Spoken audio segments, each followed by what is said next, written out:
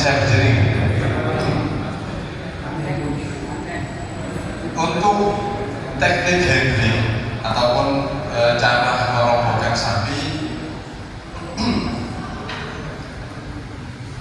ada hal yang perlu difahami. Yang pertama adalah kesejahteraan hewan.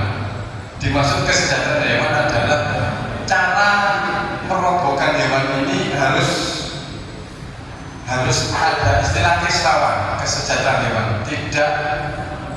tidak dipaksa ataupun tidak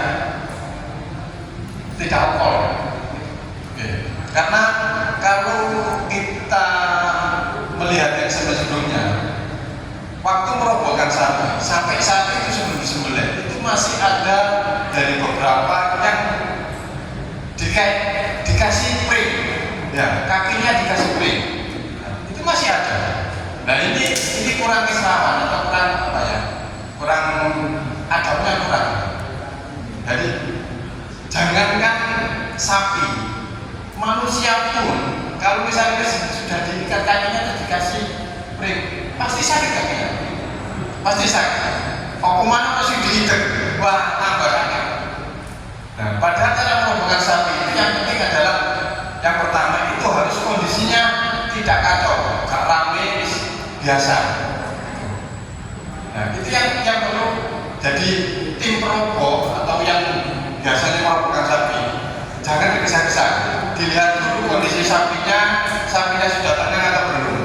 Kalau sapi itu tenang, digeret pun tidak akan macam-macam. Oke, nah itu di situ tekniknya. Kalau sapi itu dituntun, ya sudah aman, itu menunjukkan sapinya sudah nyaman. Nah, selanjutnya tinggal nanti kita merobohkan. Yang dimaksud kesejahteraan hewan adalah Innallaha kataba kulli syai'in ihsan. Fa idza qataltum fa ahsinu qatla, fa idza dabahtum fa ahsinu dabha. Jadi kita melakukan penyembelihan ini ada caranya. Jadi nggak anggap gitu saja. Karena ini sudah kita sesuaikan dengan syariat. Begitupun juga waktu kita menyembelih, itu pun juga harus sesuai dengan syariat, termasuk pisaunya harus tajam. Bahasanya setajam silet, itu harus tajam. Jadi sebelum pisau itu dipakai itu harus tajam. Di rumah dicek dulu, itu harus tajam. Ya, nanti dipakaikan standar minimal pisau itu dikatakan bagaimana nanti disampaikan. Dan pengertian kesejahteraan hewan. Kesejahteraan hewan adalah urusan berhubungan dengan fisik, mental hewan menurut ukuran perilaku alami hewan yang perlu diterapkan. Waktu kita merobohkan sapi itu ibarat kita gini, Pak. Kalau kita berlari terus kesandung, bluk, ya kan? Pasti ada bekas empat di tempat awal kita jatuh, ya kan? Itu pasti. Omongnya sapi dibanting, dicekelin dan susunya dibanting kayak obeng-obeng. Pasti di tempat sapi itu jatuh, misalkan sebelah kiri atau kanan, itu pasti akan terjadi memar pada dagingnya. Nah itu yang menjadikan daging itu cepat basi. Karena efek ini kan. Jadi nanti kita berikan cara merobohkan sapi supaya tidak dibanting. Kalau dibanting ini tidak ihsan lagi, tidak sejahtera lagi.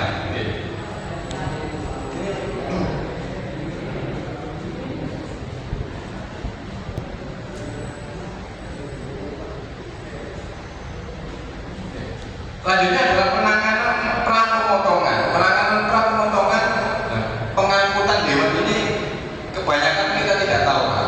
Pengangkutan hewan korban, stres, lelah, tidak luka, memar, lapar dan haus. Ini kebanyakan kita tidak tahu karena kita mesen ke orang ataupun ke tempat nanti dikirim tanggal sekian. Nah ini kondisi dari sana bagaimana kita juga tidak tahu.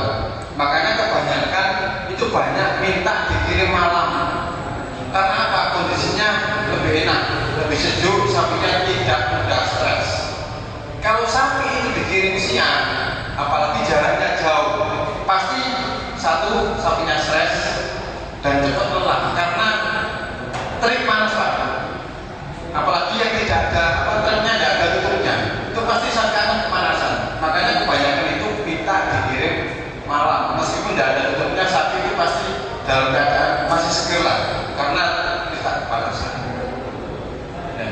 Pengistirahatan hewan menjadi tenang dan tidak panik. Hewan akan gelisah bila dipisahkan. Ini Pak, setelah hewan itu datang di masjid-masjid kita, itu biasanya ada tempat istirahat atau tempat titik poin pertama sebelum sapi itu disembelih. Nah itu kondisinya diusahakan senyaman mungkin Pak, supaya sapi itu gak stres. Karena sapi dari kandang terus menuju tempat yang dikirim itu pasti akan menyesuaikan diri dengan tempat yang baru. Kalau tempat yang baru ini nyaman, enak, sapi itu akan bisa langsung merasakan nyaman. Kalau kondisinya kurang nyaman, pasti akan beri terus. Sapi kalau tidak nyaman itu pasti beri, gitu saja. Kalau sapi itu tenang, itu kondisinya tempat yang ditempati itu pasti nyaman. Kalau sapi ini kok beri, ini pasti ada sesuatu yang tidak menjadikan sapi itu nyaman.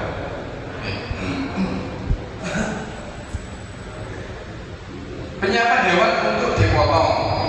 Nah ini masuk ke sebelum sapi itu mau dipotong. Hewan dibersihkan sehat, tidak lelah dan tidak stres. Terkadang itu ada di beberapa tempat itu orang yang dikai kembang dan yang lainnya. Itu sebenarnya tidak tidak harus seperti itulah. Tidak harus seperti itu. Cukup sapi itu dibersihkan. Kalau sapi itu potong tetap dibersihkan gitu saja. Nek pengen ngadu sini, monggo cukup disiram air supaya kondisi sapi itu seger, itu saja. Ya kalau sapi itu kondisi seger, pasti nanti waktu disembelih sapi itu menghasilkan daging yang segar juga. Istirahat kurang lebih 12 jam dan dipuasakan hanya diberi minum. Nah ini waktu datang diusahakan itu kurang dari 12 jam sebelum sapi itu disembelih. Karena apa? Kalau sapi itu semakin banyak makannya, nanti waktu setelah disembelih itu kotoran yang di dalam perut itu pasti akan lebih banyak. Gitu. Dan makan selama 2 hari itu tidak menjadikan sapi itu menjadi gemuk. Gitu kan? Makan 2 hari, misalnya makannya dicombor pun dalam 2 hari tidak akan menjadikan sapi itu lebih gemuk. Misalkan terakhir ditimbang 1 minggu sebelum sapi itu dibawa kita itu kira lebih 350. Dalam beberapa hari ini misalkan dicombor makannya tidak akan menjadikan sapi itu menjadi 370. Mungkin naik 1 kilo 2 kilo. Itu saja. Karena apa? Kandungan yang ada di perut saya ini, sisa makanan itu masih ada di dalam, belum bisa terserap secara penuh oleh dagingnya. Makanya perlu diistirahatkan. Juga nanti akan berpengaruh pada darahnya. Darah yang keluar ini nanti akan berpengaruh Pak. Kalau sapi itu sebelum disembelih itu sering makan. Nah, pengetahuan dasar tentang hewan yang akan dipotong. Hewan ini termasuk jenis sapi apa? Sapi Bali, sapi Madura, sapi beek dan yang lainnya. Kalau sapi-sapi lokal, misalkan yang sapi putih itu kan, itu terus yang coklat itu tidak seberapa efek sebenarnya. Karena sapi-sapi lokal, karena biasanya di kandang, jadi sapi itu tidak terlalu nakal karena sudah sering berinteraksi dengan manusia. Jadi tidak terlalu nakal seperti sapi putih yang besar itu, sapi simental itu tidak terlalu nakal karena sering berinteraksi dengan manusia. Karena sering di kandang dikasih makan itu tidak sebab. Kalau sapi Bali, sapi Madura itu benar sapinya kecil, tapi gesit. Nah itu bedanya. Jadi kita paling tidak mengetahui oh ini sapi ini minimal seperti itu. Jadi cara penanganannya kita tahu. Nah pemahaman tata cara handling ini nanti kita sebutkan ini. Nah ini Pak, ini yang harus diperhatikan. Jadi satu tim ini jangan istilahnya kita ini harus bareng-bareng. Jangan satu yang bisa. Jangan. Kalau satu orang nanti pasti membutuhkan teman yang lain. Gak mungkin Pak satu orang bisa mengatasi satu sapi. Bisa kalau satu orang itu sudah terlalu Yes, kayak ngapunten. Kalau hanya sekedar kita, oke, 2 orang 3 orang itu sebenarnya kan masih kurang. Kalau sapinya besar apalagi kalau sendirian, makanya tidak boleh egois, Pak. Satu tim ini tidak boleh egois, harus komunikasi, harus nyambung semuanya, gitu. Tetap ada nanti yang sebagai pemandu, gini, nah itu tetap ada, tapi tidak boleh egois. Gitu. Jadi harus ada tetap komunikasi, harus nyambung semuanya. Di tim untuk yang merobohkan sapi.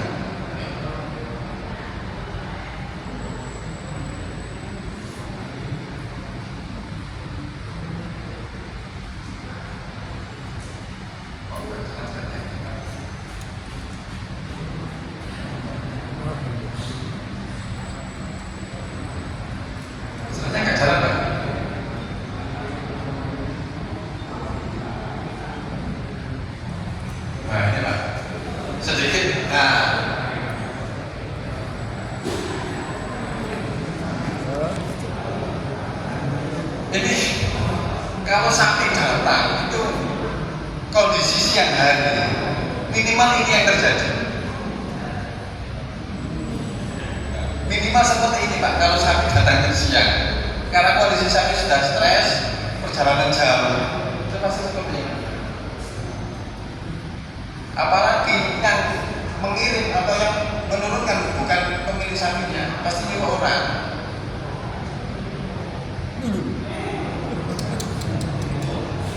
Pasti akan jadi rame dari surak-surakan, dan sapi semakin stres.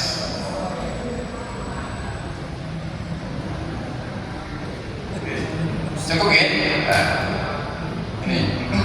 Nah, itu makanya penting mendatangkan sapi malam hari itu diantaranya ini. Karena sapi pasti kepanasan, Pak. Dan mungkin terus meskipun perjalanannya hanya setengah jam, itu sapi kalau diberangkatkan siang pasti kepanasan, Pak.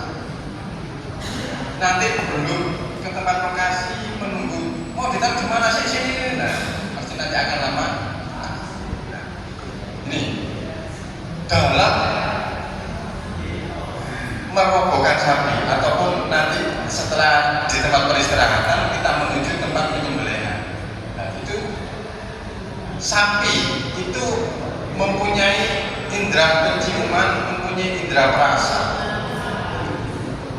Nah, di sini, Pak, ada titik buta sapi atau blind spot, titik buta. Sapi itu tidak tahu di belakang ada orang atau tidak. Hanya yang dirasakan adalah penciuman dan indera perabanya. Nah, kalau sapi berdiri di belakang sapi, kok sapi kayak gelung-gelung ini, itu pasti sapi merasa tidak nyaman karena di belakangnya ada orang. Nah, sapi ini ya, sampai mendekati sapi dari belakang, sapi akan pasti langsung geser gini. Karena apa? Merasa di belakangnya ada orang. Kalau sapi mendekati sapi dari depan ataupun dari samping, dari sekitar perut ke depan, sapi mengerti, oh kalau ada orang mendekat ke sapi, sapi akan nyaman. Karena ada orang tahu, oh si A. Gitu. Kalau sapi lewat belakang, ya, sapi itu pasti geser karena merasa di belakangnya ada orang. Ini sopo sing marpi aku kan gitu. Nah, pasti seperti itu. Nah, makanya sering kejadian yang bagian ikat kaki itu kena sempak. Karena apa? Sapi juga dalam kondisi itu, sapi itu pasti sudah merasa stres. Makanya sampai nyepak-nyepak itu kan karena satu stres. Kok iki kok begini sapi nake lah.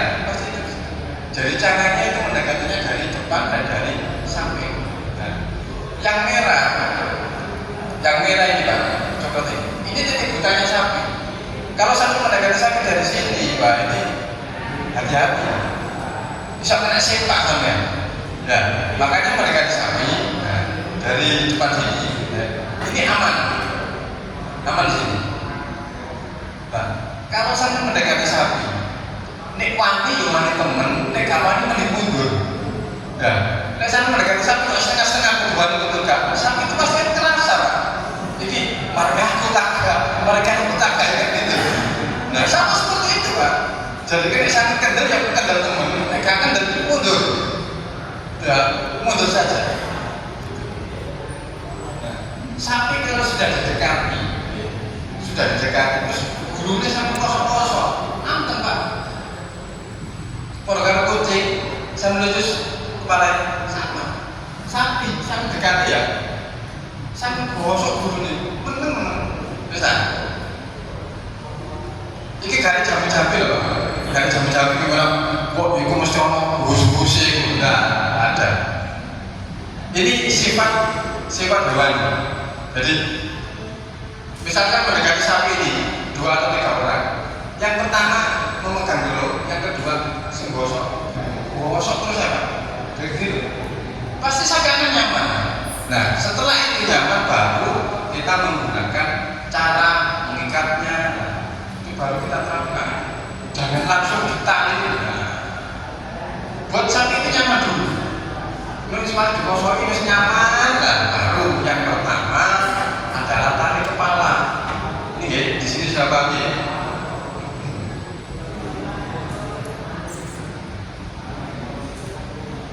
Nah, ini tadi yang saya sampaikan. Mendekati sapi itu ada caranya Pak. Mendekati dan menggiring sapi itu ada cara seperti tadi.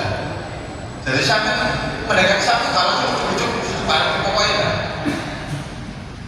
Ada caranya seperti itu. Oke. Lanjut. Menetapkan kesiapan hewan untuk disembelih. Oke. Jadi ada beberapa APD atau alat pelindung diri, keselamatan kerja, metode perobohan, serta tempat perobohan dan tempat penyembelihan. Ini di antara APD Pak. APD itu alat pelindung diri. Jadi makanya bingung kalau jenengan melihat teman-teman kuliah itu kok pakai sepatu boot, kok pakai sepatu boot, belian pakai sepatu gitu, belian pakai sepatu, gaya ya. Tidak masalah gaya. Nah kita mengutamakan keselamatan. Yang pertama kita pakai sepatu boot. Karena apa?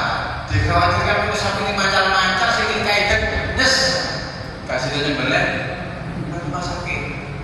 Ya, itu makanya kita menggunakan sepatu fungsinya seperti itu. Oke. Nah, juga nanti waktu menyembelih, karena kaki ini pasti dekat dengan tanduk, jaga nih, dan sirot, memori ini, kalau dulu, ini untuk yang lainnya ini karena apa ya istilahnya di Juleha itu kan ada kalau mengikuti sertifikasi yang dapat sertifikat itu kita harus menggunakan itu semuanya. Kalau hanya sekedar di tempat penyembelihan mungkin ya sarung tangan dan sepatu. Sarung tangan itu Mbak diusahakan yang sarung tangan yang anti sayap. Jaga nih sapi ini rotok belok gini terus pisaunya kena matanya, dikhawatirkan seperti itu.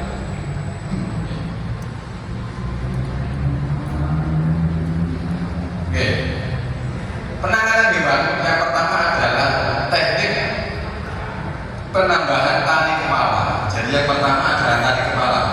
Jadi sebelum semuanya diikat, kepalanya diikat. Nah ini kepalanya diikat, cara menurut dasar dicancang. Dasar dicancang, insya Allah semuanya aman. Itu yang penting itu kepalanya dulu. Kalau kepalanya sudah diikat di patok, nah itu nanti yang lainnya insya Allah. Tali kepala, spin dibalik, terus squeeze dan tali simpul bawah. Kita ini tali kepala. Bisa monggo minta teman-teman untuk dibantu tali kepala.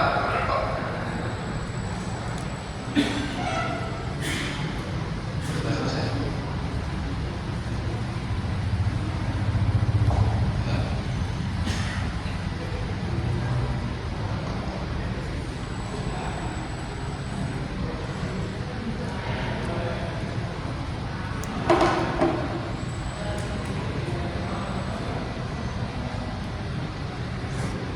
Pak Mas, tadi dikatakan tali kepala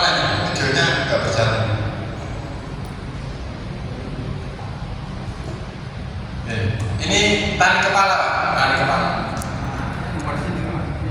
Ini biasa pakai tali biasa. Simbol awalnya ini tali biasa, diukur terus diikut aja. Ya, tali biasa, simbol biasa. Ada yang mau coba, monggo bisa. Ada tali yang mau praktek di depan untuk coba-coba lah. Monggo ayo. Yang mau coba monggo. Ini. Monggo silakan. Monggo. Ini tali kepala dulu. Nah, untuk menali tangan dari kepala. Sini. Ini simbolnya pertama biasa. Simbol biasa siapa semuanya bisa nih simbol biasa. Nah, ini di belakangnya tanduk. Di belakangnya tanduk. Nah, terus ini dimasukkan ini. Nah, setelah masuk ini masuk ke bawah. Nah, ini bisa diikat lagi untuk kunci supaya talinya nggak goyang atau nggak mosok-mosok. Nah, bisa.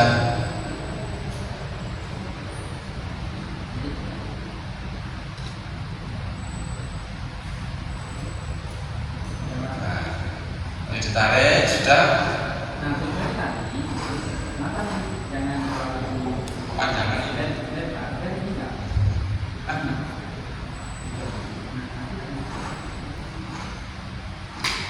Ini sudah, tali kepala sudah jadi. Jadi kenapa kita menggunakan tali kepala? Kalau tali telur ini sudah usianya pasti sudah bertahun-tahun Pak.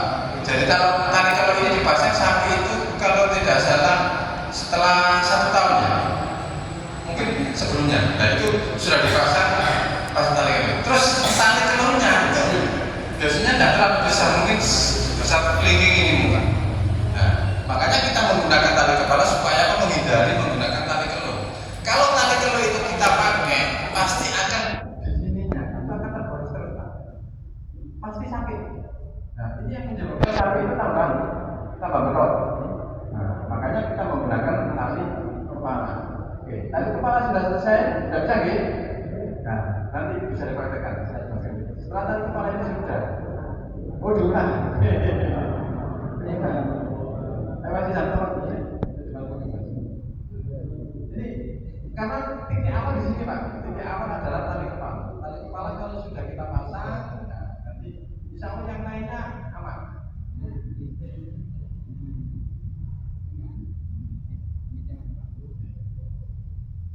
Tali kepala sudah buat simpul, ya, terus dibuatnya tanduk, terus tinggal dimasukkan.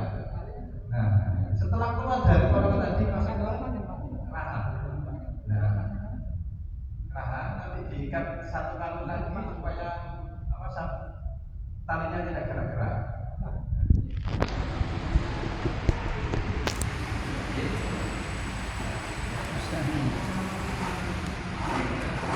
Nah, ini sudah jadi tali kepala. Awalnya di sini Pak.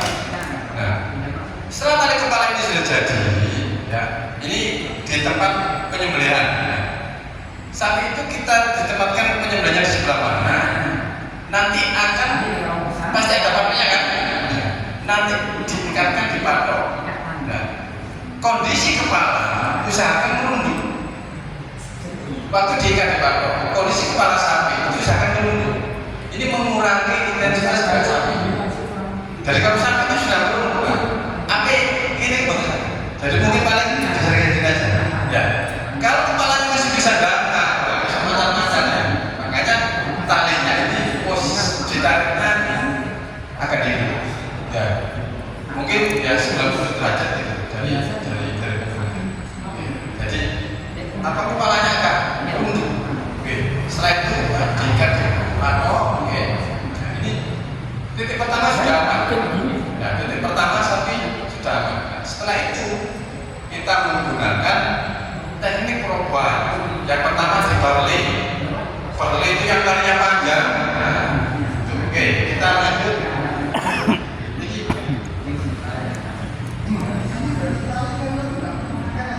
Gimana Pak? Tali keluarnya bisa diikatkan sekalian bisa.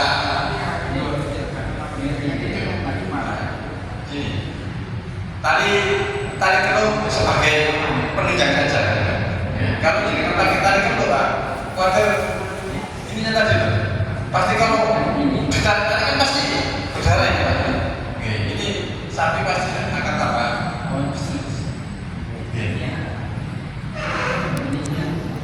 Oke, sambil menunggu sapinya dibawa ke sini. Nah, ini ya. Tadi tolong diikatkan tali kepalanya supaya yang dibaca. Ya, yang dibaca.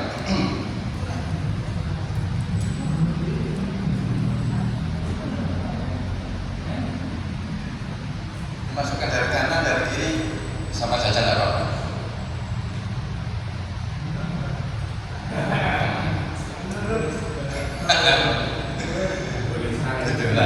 Ini gini, kalau sapi itu sudah diikat gini, nah tadi kan saya ngomong tetap ada yang bagian mosok supaya sapi itu nyaman.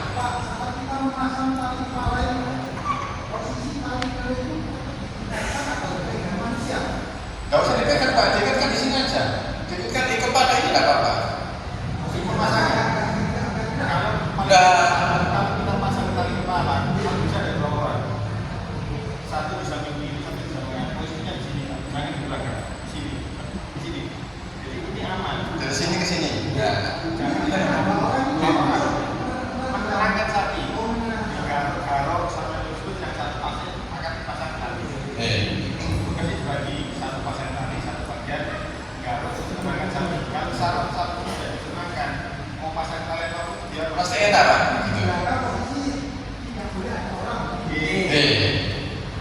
Ini nanti dijelaskan.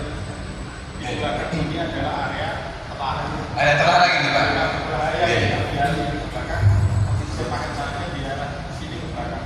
Jadi ambil di tengah perut agak ke depan. Jadi ini diusahakan dijauhi.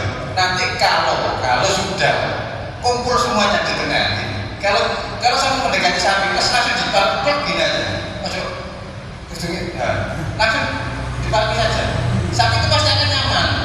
Soalnya kok dekat. Nah, nanti misalkan sudah dekat, nanti tinggal nanti. Nah, ini pakai teknik barley. Nah, talinya ini diukur sama panjang. Nah, ini bisa diikat sebagai titik tengah boleh. Nah, ini titik tengah tali. Masukkan di sini. Butuh 3 atau 4 orang bisa untuk mempraktekkan ini. Nah, setelah ini di tengah gini. Nah, ini masuk di bawah. Masuk di bawah, terus ke atas. Nah, ke atasnya ini menyilang. Nah, ini dilempar saja Pak. Dilempar, jangan dipegang ini, dilempar saja. Oke. Dilempar karena talinya pasti panjang, dilempar saja. Nah, gini. Nah, setelah ini sudah gimana Pak? Ini kan talinya panjang. Ini kurang lebih talinya ini panjangnya 15 meter. Itu. Jadi setelah sampai di sini, ini yang bawah ini dilempar saja. Dilempar, nah setelah itu ditarik di sini. Nah, menariknya ini itu ada caranya. Gak nggak ditarik kalung ini Pak. Nih sampai tarik kalung ini, sapi ini dondok. Sapi ini dondok. Karena apa? Kekuatan sapi di sini. Nah, di sininya. Ini mau dirobohkan kemana? Ke kiri. Ya, ke kiri kan? Berarti ini yang dikencangin. Ini dua cabang. Nah, ini dikencangin nanti sampai kan ininya apa? Sarafnya terjepit. Setelah itu pasti akan lurus. Nah, setelah itu sapi bisa. Nah, jadi kok gampang Pak? Coba dibuktikan. Kalau tidak percaya. Kok iso sapi ngomong ditarik tok wis lugut kok sapi gak percaya. Kan gitu. Makanya ada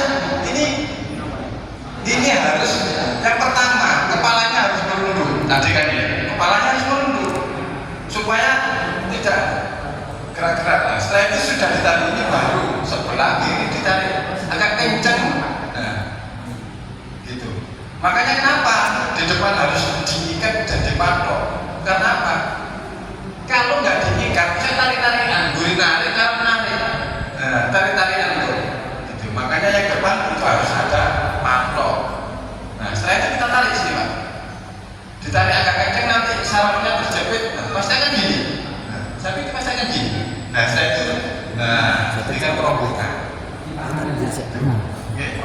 sebelah kanan ditahan saja.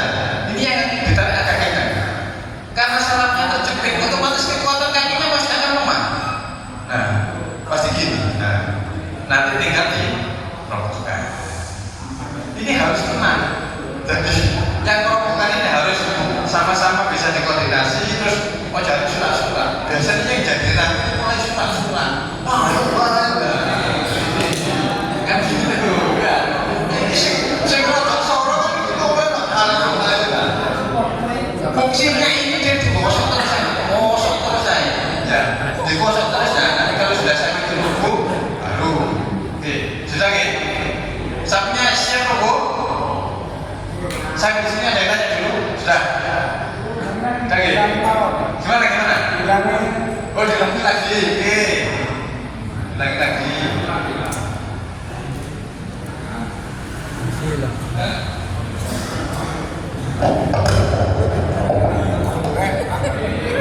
Ini titik tengah tali, tidak ada. Ini titik tengah tali supaya ukurannya sama.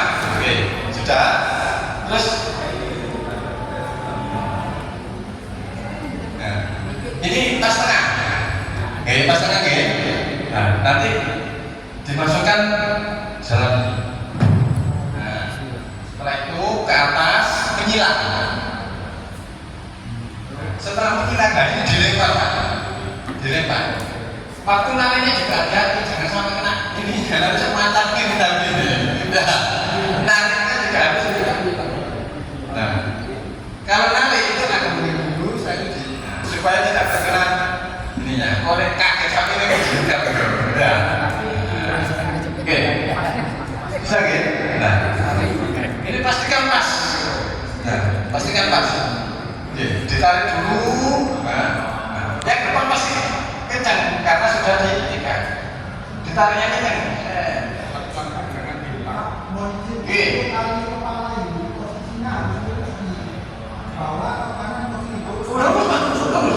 Dipatok. Oke. Nah, di depan kan ada patoknya. Oke. Harus lurus. Terus makanya talinya agak besar supaya kuat. Dikhawatirkan nanti tarik ini yang depan gak kuat. Makanya tidak menggunakan tali gelut, pakai tali kepala mengimbangi ini. Gitu. Nah, setelah itu ditarik, siap ya. Sapinya roboh sapinya. Sapinya roboh. Tadi kan saya sampaikan, kalau sapi dibanting pasti ada akan bekas memar pada kaki. Kalau sapinya roboh dengan sendirinya ataupun kita bantu merobohkan dengan salah satu kakinya yang kita kurangi kekuatannya, nanti robohnya pasti enak, tidak terpaksa. Nah, setelah sapi ini roboh, Pak, ini yang pegang tali ini geser ke sini, fungsinya apa? Supaya sarafnya ini tetap terjepit. Dan sapi ini mana, Pak? Ngadeg sapi, Pak. Sapi ini ngadeg mana? Makanya harus geser ke sini supaya sarafnya tetap terjepit. Nah, setelah ini sudah tinggal menali kaki. Nah, sarafnya dibalik supaya kelihatan. Nah, ini tetap gini ya. Yang megang ini pokoknya ojo lagi, Pak. Dongeng ini terus, Pak. Nah, ojo lagi. Enggak. Namanya ini penanda kaitannya aja. Wajib yang sama. Nah, biar ukurannya sama, makanya ada ditandai. Oh, ini batas tengah gitu. Oke, sudah nih. Nah, ini langsung menali kaki.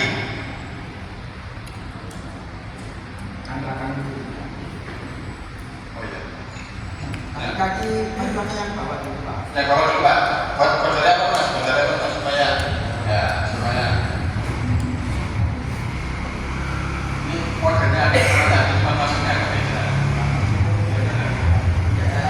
Nah, sama seperti tadi. Cuma tadi kan masuknya kan dilebit, ini langsung masuk.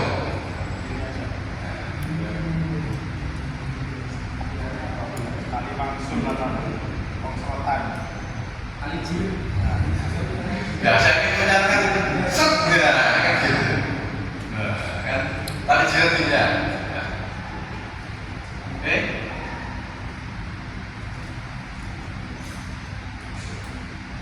Oke, yang belakang aja sekali. Pastikan ini kan Pak ya. Nah, makanya tadi minyak saya cuma orangnya yang megang tali jangan dulu. Lari-lari, pokoknya talinya Pak. Nah, ditaruh saja. Ya, makanya tadi yang megang itu jangan suruh pindah-pindah, tetap tali itu terus.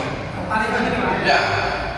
Terus nanti kalau masukkan tali ini Pak, kakinya dimasukkan di jangan. Khawatir nanti yang atas refleks. Iya.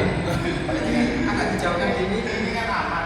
Dan tapi suatu saat takutnya Tetap kita menjaga keselamatan. Pak. Contohnya nanti.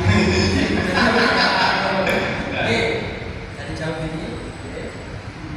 Nanti nanti masalah. Tadi kan kehalang sama sepatu nih Pak, sepatunya. di atas pelaknya sepatunya ada kaki. Jadi kita di situ dia nggak boleh lepas. Kalau di mana sisat gitu. Nah, yang atas ini Pak, kalau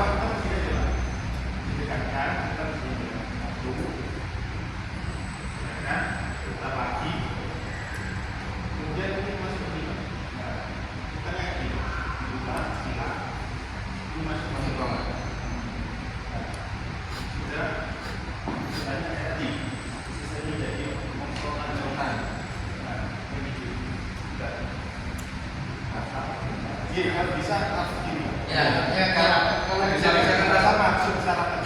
supaya tidak ada apa stami, nah gitu. Tarian sepeda. ini tali kayak gitu bisa, tali pangkal bisa. Ya. Gini ya. Inti ini kencang Pak.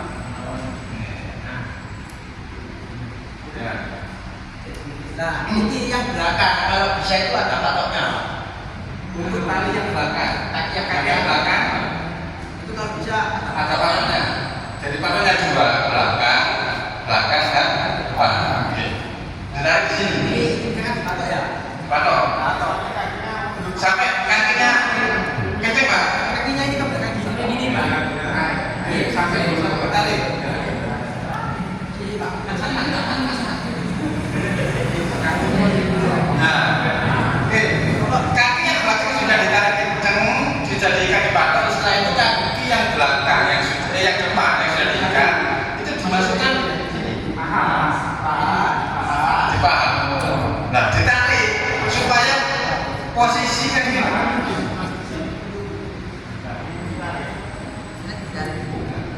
Bukan sini Pak, sini nggih. Dapat yang Pas paha. Ini Ditarik. Jadi posisi kaki yang depan itu bisa gini. bisa gini lagi. biar lebih tidak ada sini. Sekarang ditarik. Kencang nanti. Nanti kepalanya jadinya gemak. Jadi posisi apa leher itu semakin kencang. Karena apa? Kebanyakan kan kaki yang di depan kan bisa saja. Dan ditarik ke belakang. Kalau ketemunya di tengah nanti lehernya kendor. Tapi kalau yang belakang ini ke belakang ini Lehernya kencang, kalau ada gambir masih bisa. Kalau tadinya gini saja, gambir doang. Nah ini nanti diputar lagi nih, kepala diputar lagi, kunci. Tapi cuma di sini.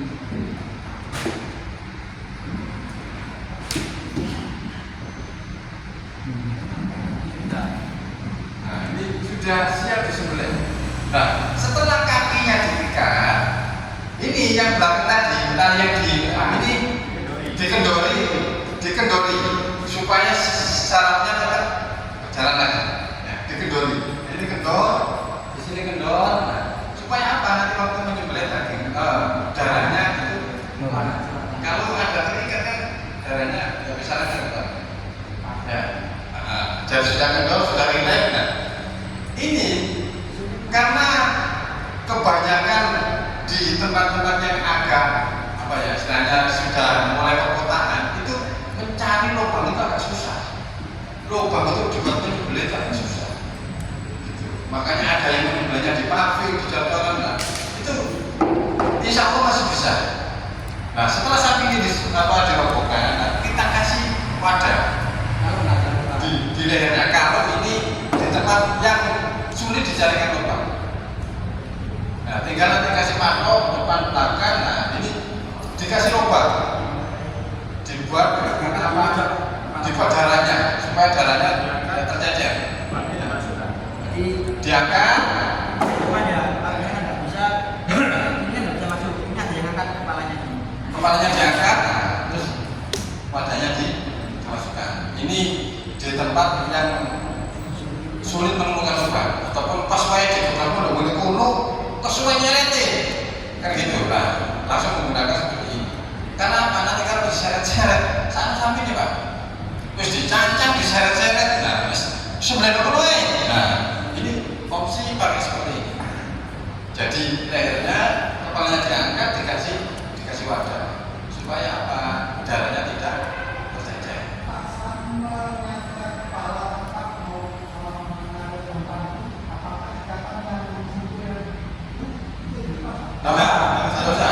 Dosa, Pak. Simpulnya tetap nggak bisa Nggak usah dilepas, Pak. masih bisa tapi kalau Masih cukup, masih bisa. Cuma sapi itu nggak bisa duduk gini nggak bisa. Ya. Jadi nanti kepalanya bagian depan ini dia bersandar di sini Pak, ini bagian depan ini. Depannya, Yang di di depannya. yang sini Pak.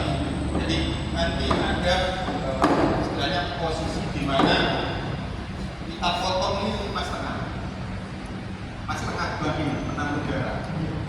Jadi kenapa kita anjurkan pakai bak? Ini untuk mengurangi rasa sakit pada hewan Pak. Kalau seperti yang dibilang tadi, kita robohkan itu susah untuk tepat pada lubang. Pasti nyeret, nggak mungkin nggak pasti nyeret untuk bisa pas ke lubang. Kalau ini enggak Pak, patok ada di depan dan belakang, nggak usah pakai lubang. Kita bikin patok lurus di selatan sama utara. Jadi begitu sapi ini roboh, tetap dia menghadap kiblat. Kepala di selatan, kaki di utara. Nah nanti setelah roboh, kita nggak usah nyeret lagi. Tinggal talinya kita mainkan, kita bikin kencang. Talinya depan dan belakang, tali kaki dan tali kepala kita bikin kencang. Nanti ini kita pakai. Jadi tanpa untuk menyeret sapi Pak. Ini istilahnya kemajuan zaman sekarang untuk mengurangi misalnya apa? Rasa sakit pada hewan tadi Pak. Untuk meningkatkan keselamatan tadi. Yang sering terjadi adalah sapi begitu dirobohkan kan jarak lubang dan sapi bisa sampai 1-2 meter Pak. Kita share baru kita pasir ke lubang dan kasihan Pak. Apalagi nanti yang nyeret pegang telurnya Pak, itu warik jebol Pak. Gara-gara kasihan. Paling aman ya kayak gini Pak, paling enak tanpa lubang, efektif dan juga tidak menyakiti hewan. Ya. Ukuran segini sudah bisa nampung darah Pak, sapi besar bisa. Satu sapi sama cukup. Nanti kembali lagi ke juru sembelih. Nah, juru sembelih yang dijulekan semuanya terlatih untuk menyembelih tanpa lubang, tanpa bak, masih bisa. Nah, ini untuk antisipasi ada jeda tenggang. Ini untuk masuk pisaunya belakang. Manuver pisaunya masih ada Pak. Jadi faktor pabrik masih ada jarak sekitar 1 km bisa masuk ke bawah pisaunya. Jadi untuk memutuskan rantai yang sudah di bawah itu masih bisa. Jadi mungkin ada unitnya proses ini. Ini mungkin untuk yang di tempat-tempat yang di pedesaan mungkin lubangnya masih banyak masih bisa dimungkinkan di lubang dimanapun kan gitu lah. Kalau menggunakan ini karena soalnya sapi berot terus melayu wis kesuwen balik wis di situ saja. Nah ini opsi yang kita gunakan lebih tepat menggunakan seperti ini. Wis kan kayak lubang mana kan dikai wadah, nah, itu bisa. Dan juga biasanya kayak tentang lubang setelah kita pakai penyembelih darahnya kan banyak. Kita tuntun ke sana, kalau sapi yang kita tuntun bau darah, dia pasti akan nggak mau Pak. Pasti kayak emosi, kayak mau lari. Itu sifat hewan seperti itu. Kalau dia bau darah, dia tidak mau mendekat. Nah ini tadi solusinya, kita pakai bak ini. Supaya apa? Darah selesai setelah kita potong, kita ambil baknya, kita buang ke tempat pembuangan, kita bikin tempat lain, lubang lain untuk membuang darah. Jadi area pemotongan tetap bersih dari darah. Kita usahakan bersih supaya